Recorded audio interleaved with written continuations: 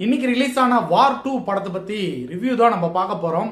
இன்னைக்கு இந்தியன் சினிமாவே எப்படி ஆயிடுச்சு அப்படின்னா, ஒரு டைரக்டர் மனசுல படுற எல்லா விஷயங்களும் லாஜிக்கை மீறி தனக்கு தோணுன அத்தனை விஷயங்களும் ஒரு நம்பகத்தன்மை இல்லாம ஒரு திரைக்கதையை எழுதி அதுல மாஸ் ஹீரோவை போட்டு படமா எடுத்து அதை பயங்கரமா பொருட்செலவுன்னு சொல்லி காட்டி பயங்கரமா பணத்தை அள்ளிடலாம் அப்படிங்கிறது தான் இன்னைக்கு இருக்கிற டைரக்டரோட இந்தியன் சினிமாவோட டைரக்டரோடைய பல்ஸா இருக்கு. இது ரொம்ப ஒஸ்டான ஒரு சினாரியோன்னு நான் நினைக்கிறேன். ஏன்னா ஒரு நல்ல கதை, அந்த கதை நகரும் விதத்தில் அந்த கேரக்டர் என்னென்னலாம் சாத்தியக்கூறுல செய்ய முடியுமோ அதை செய்யணும்.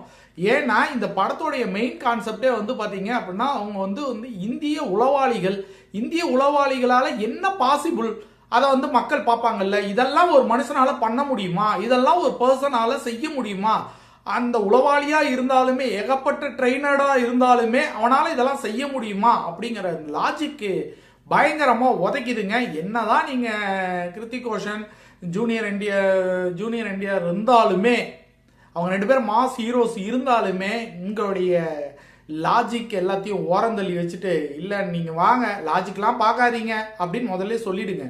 லாஜிக்கெல்லாம் பார்க்காம உள்ள ஒரு படம் பார்க்கணும், ஒரு மாஸ் உளவாளியோட படம் எப்படி இருக்கும், வார் எப்படி இருக்குமோ அதே மாதிரி தான் இருக்கு.